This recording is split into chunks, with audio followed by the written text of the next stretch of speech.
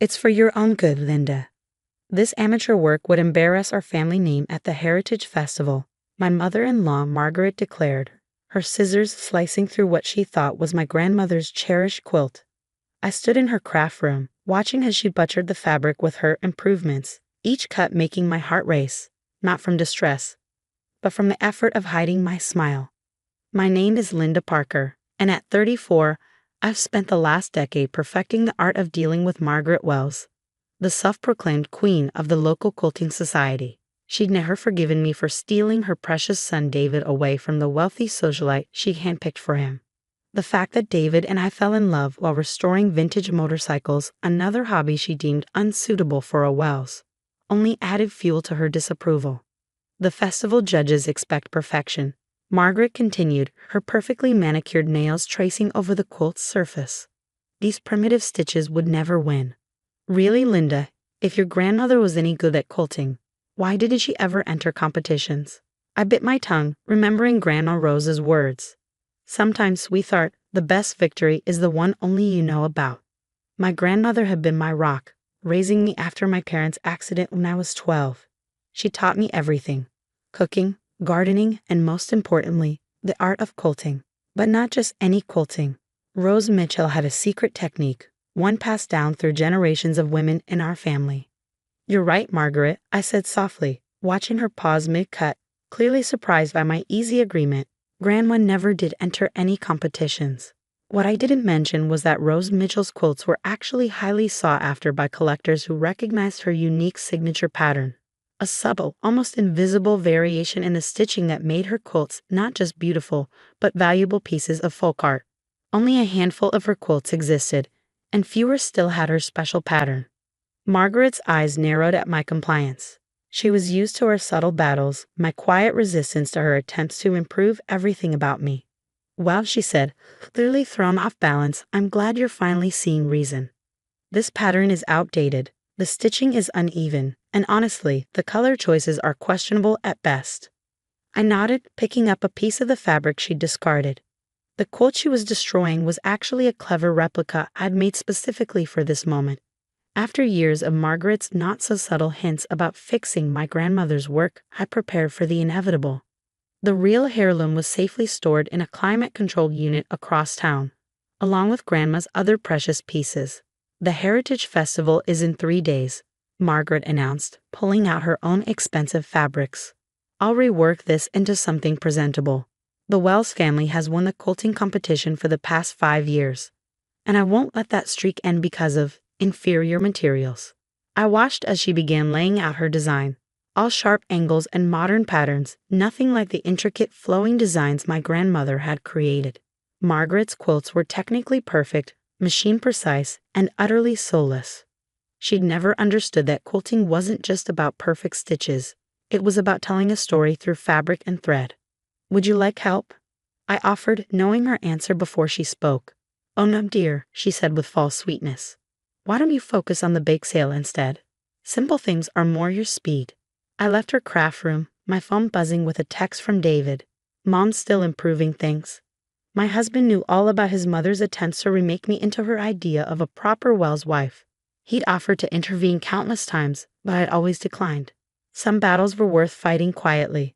Just fixing Grandma's quilt, I texted back. Everything's going according to plan.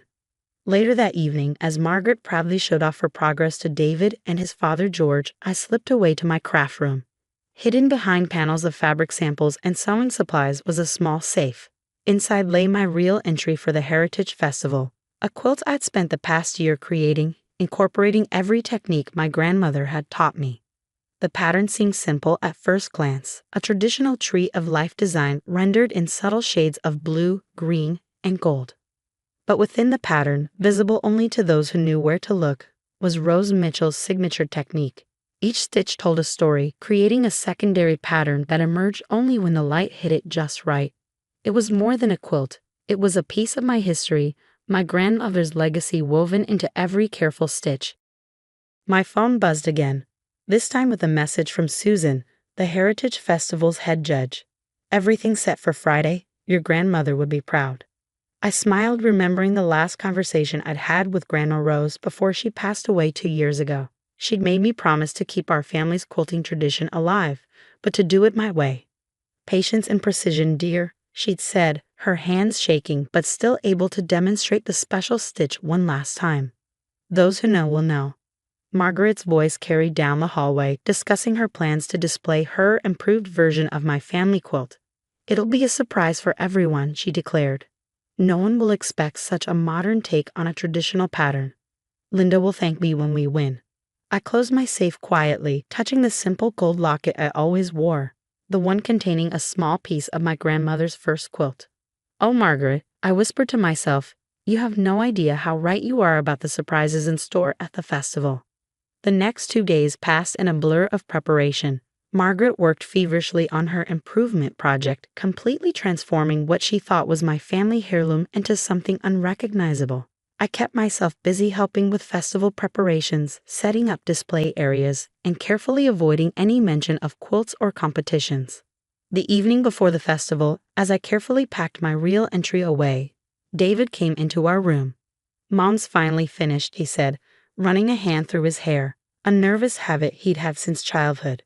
She wants everyone to see it at breakfast tomorrow before we head to the festival. I leaned into his embrace, feeling the rumble of his laugh. You're really going to let her show that thing to everyone? Sometimes, I said, echoing my grandmother's wisdom, the best lessons come from letting people believe they've won. David kissed the top of my head. Rose Mitchell's granddaughter through and through. Mom has no idea what's coming, does she? I smiled, thinking of the judges' faces when they'd seen my test pieces of the quiet arrangements we'd made for the festival's special exhibition. Let's just say the Heritage Festival is going to be very interesting this year. The morning of the Heritage Festival dawned bright and clear.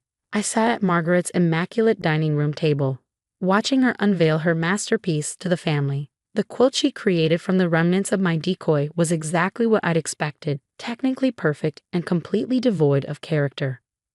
Notice how I've modernized the dated pattern, Margaret explained, gesturing to the sharp geometric shapes she'd incorporated. The judges will appreciate the innovation. It's a perfect blend of traditional and contemporary. She paused, fixing me with a pointed look. Much better than the original, don't you think, Linda? David squeezed my hand under the table as I nodded pleasantly. It's certainly different, I replied, causing my father-in-law George to hide a smile behind his coffee cup. Unlike his wife, George had always treated me with quiet kindness. He even confided once that I reminded him of his own mother, who had also preferred working with her hands to attending social functions. Different. Margaret's eyes narrowed. It's exceptional. The Wells family has a reputation to uphold at the festival. We can't have subpar work associated with our name. I thought about my quilt, carefully packed away in its acid-free box. Grandma Rose had always said that true craftsmanship speaks for itself. No need for grand announcements or self-promotion. The quality of the work would always shine through to those who understood it. The Heritage Festival was already bustling when we arrived. The town square had been transformed with white tents and colorful banners, the air filled with the scent of kettle corn and the sound of bluegrass music. Margaret immediately commandeered several volunteers to help her set up her display, positioning her quilt prominently in the center of the Wells family booth. Linda, she called out, make yourself useful and hand out these promotional cards. People should know where this piece came from. The cards, I noticed, made no mention of my grandmother's original work, crediting only Margaret Wells for the design. Actually, I said, checking my phone, I'm needed at the registration tent. They're short-handed this morning. Before Margaret could protest, I slipped away through the crowd. Instead of heading to registration, I made my way to a small tent at the far end of the square. Susan, the head judge, was waiting for me. Everything's ready, she said, helping me unpack my quilt. The special exhibition space is prepared exactly as we discussed. We carefully hung my piece, adjusting the lighting until it was perfect. In the proper light, my grandmother's signature pattern emerged. Subtle variations in the stitching that created a secondary design, visible only to those who knew what to look for. It was like a secret language, passed down through generations of women in my family. Rose would be so proud, Susan murmured, stepping back to admire the work. I remember when she taught at the college's textile program. None of us could ever quite figure out how she achieved this effect. I smiled, remembering countless hours spent practicing with my grandmother, her patient hands guiding mine through the complex stitching pattern. It took me years to master it, I admitted. Every time I thought I had it, she'd show me something new, some tiny detail I'd missed. Back at the main exhibition area, Margaret was holding court, describing her innovative techniques to a group of polite listeners. I caught David's eye and winked, our signal that everything was in place. The judging began at noon. Margaret stood proudly by her display, confident in her inevitable victory. I watched as the judges made their rounds, taking notes and examining each entry carefully. When they reached Margaret's quilt, she launched into her prepared speech about modernizing traditional patterns. "And where did the original design come from?" one judge asked, adjusting her glasses. "Oh, it was just an old family piece," Margaret said dismissively. "Quite primitive, really. I saw the potential and gave it the refinement it needed." The judge made a non-committal noise and moved on, leaving Margaret slightly flustered. This wasn't following her usual script of effusive praise and immediate recognition. At 2 o'clock, Susan took the stage for the special announcement we planned. "Ladies and gentlemen," her voice rang out over the festival grounds, "this year we have a unique privilege. Many of you may remember Rose Mitchell, whose quilts were legendary in our community." I saw Margaret's head snap up at the mention of my grandmother's name. "We're honored to present a special exhibition of Rose Mitchell's work, including a never-before-seen piece that demonstrates her famous hidden pattern technique." Susan paused, letting the murmur of excitement ripple through the crowd. "Even more special, this new work comes from her granddaughter, who has mastered Rose's unique method." The crowd began moving toward the small tent, Margaret among them, her face a mix of confusion and disbelief. I stayed back, watching as people filed in to view my quilt. From where I stood, I could hear the gasps of recognition from those who had known my grandmother's work, the excited whispers as they pointed out the subtle pattern emerging in the light. "It can't be," I heard Margaret say, her voice carrying over the crowd. "Linda doesn't. She couldn't." But I could, and I had. Years of patience, practice, and quiet determination had led to this moment, not for revenge or triumph, but for honor. Honor of my grandmother's legacy, her art, and her wisdom. David appeared at my side, slipping an arm around my waist. "Should we go in?" he asked softly. I leaned into his embrace, watching as Margaret stood frozen before my quilt, her carefully constructed world of superiority crumbling around her. "Not yet," I said. "Let's give her a moment to process it all." Through the tent's opening, I could see my quilt catching the afternoon light, the hidden pattern shimmering like a secret finally revealed. Grandma Rose had always said that the best lessons come when we least expect them, and that true art speaks to the heart without needing to raise its voice. I touched my locket, feeling the small piece of my grandmother's first quilt safely tucked inside. Somewhere, I knew she was watching, and I hoped she was proud of how I'd chosen to reveal her legacy, not with anger or confrontation, but with the quiet confidence she had always taught me to embrace. The afternoon light filtered through the festival tents as I finally made my way to the special exhibition space. Margaret stood there, still staring at my quilt, her face a complex mixture of emotions. For once, she seemed at a loss for words. "The secret is in the tension of each stitch," I said quietly, moving to stand beside her. Grandma Rose spent years perfecting it. She said the trick was knowing exactly how much pressure to apply. Too much, and the pattern becomes obvious. Too little, and it disappears completely. Margaret turned to me, and for the first time since I'd known her, I saw something different in her eyes. Not judgment or criticism, but a glimmer of understanding. "The one I modified," she said hesitantly. "It wasn't the real one, was it?" I shook my head. "No, I knew how much you wanted to improve my grandmother's work, so I made a replica. The original is safe, along with her other pieces." "Why did you ever say anything about your skills, about Rose's technique?" I thought carefully before answering. Grandma always said that true mastery doesn't need to announce itself. She taught me that sometimes the quietest voice carries the most weight. Susan approached us, her judge's clipboard in hand. "Linda, would you mind explaining the technique to our visitors? We have quite a crowd gathering." For the next hour, I demonstrated the basics of the stitching pattern, carefully explaining how each element worked together to create the hidden design. Margaret stayed at the back of the group, watching intently as I worked. I could see her hands moving slightly, unconsciously mimicking the motions I was showing. Later, as the festival was winding down and the awards were being announced, Margaret approached me again. She held her honorable mention ribbon, twisting it between her fingers. "I've been thinking," she said, her voice softer than I'd ever heard it. "Your grandmother, she taught at the college?" "Yes, in the textile arts program. She loved sharing her knowledge with anyone who wanted to learn."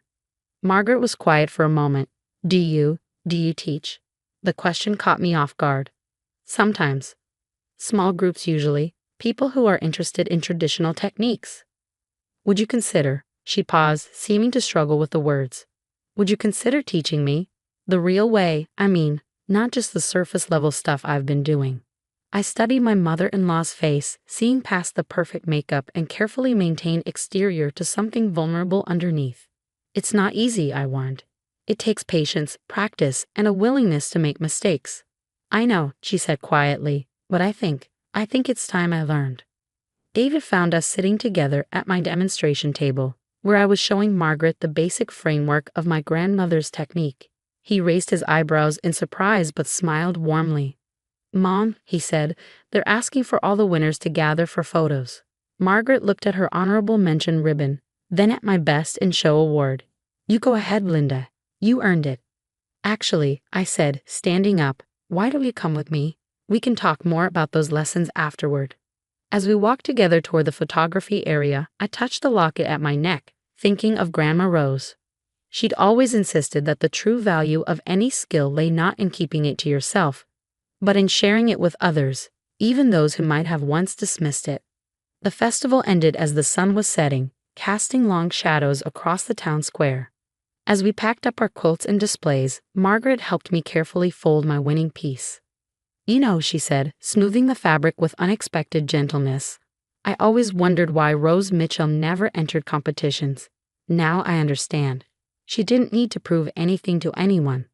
I smiled, remembering my grandmother's quiet confidence. She used to say that competitions were just one way to measure success. The real achievement was in creating something that would last, something that would tell our stories long after we're gone. That evening, as David and I drove home, he reached over and squeezed my hand. "You've changed something in her, you know. I've never seen Mom willing to admit she has something to learn." I thought about Margaret's requests for lessons, about the genuine interest I'd seen in her eyes as I demonstrated the stitching technique. Sometimes people just need to be shown a different way of seeing things. The next morning, I received a text from Margaret. "When can we start the lessons?" I smiled as I typed my reply, thinking of Grandma Rose and her patient teachings. Some traditions weren't meant to be modernized or improved, but rather preserved and passed on with love and understanding. As I set up my sewing room for Margaret's first lesson, I knew that while the stitches might not be perfect at first, we were creating something more valuable than just another quilt. We were stitching together a new chapter in our family's story. And somewhere, I was sure, Grandma Rose was smiling.